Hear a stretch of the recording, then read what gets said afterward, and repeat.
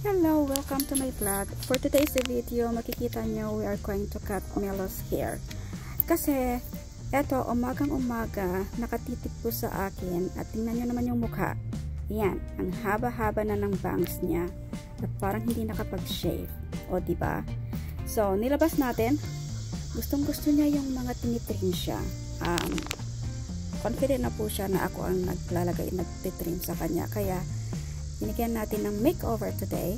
Ayan, kakat natin yung bangs niya. Tama po kayo, may bangs po yan. Ayan, mga lola, wag po kayo matakot kasi si Melo, sanay na po yan sa paghawak ko ng gunting. Simula pa po ng 2020, nang sinimulan ko siyang, ako na po. Pagdadalhin ko kasi sa grooming salon, she will cost me $80 to $150. So, para makatipid, ako na lang. At nasanay na rin si Melo na ako nagugupit sa kanya.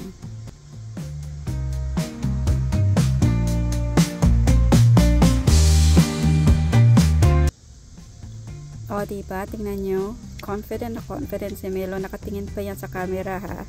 Tinitingnan niya sarili niya kung ano na itsura niya. Ayan.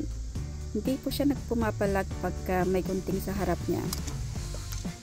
Yung ayaw na ayaw lang ni Melo na gawin ko sa kanya is yung ikakat yung kuko niya. Nahihirapan ako sa kuko, pero sa gunting, hindi.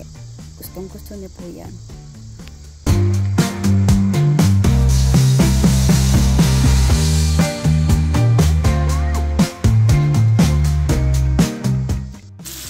Eto, dahil hapon na, kailangan na ng dinner.